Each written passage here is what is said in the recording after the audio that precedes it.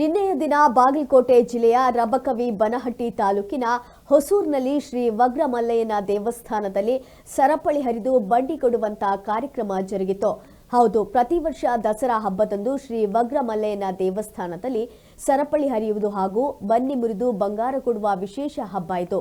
ಮಧುವಣಗಿತ್ತಿಯಂತೆ ದೇವಸ್ಥಾನ ಕಂಗೊಳಿಸುವಂತಹ ಲೈಟಿಂಗ್ಸ್ನಿಂದ ಸಿಂಗಾರಗೊಂಡಿತ್ತು. ಸಂಜೆ 6:30ಕ್ಕೆ ಮಲ್ಲಯ್ಯನ ದೇವಸ್ಥಾನದಿಂದ ಲಕ್ಕವನ ದೇವಸ್ಥಾನದವರೆಗೂ ಡೊಳ್ಳು ಬಾರಿಸುತ್ತಾ ಊರಿನ ಗಣ್ಯರನ್ನು ಬರಮಾಡಿಕೊಂಡು 7 ಗಂಟೆಗೆ ಮಲ್ಲಯ್ಯನ ದೇವಸ್ಥಾನಕ್ಕೆ ಬಂದು ಸಕಲ ಡೊಳ್ಳು ವಾದ್ಯಗಳೊಂದಿಗೆ ದೇವಸ್ಥಾನದಲ್ಲಿ ಸಕಲ ಪೂಜಾ ವಿಧಾನಗಳೊಂದಿಗೆ ಸಂಭಾಜಿ ಗಾಯಕವಾಡ ಇವರ ಸರಪಳಿಯನ್ನ ಹರಿದ್ರು.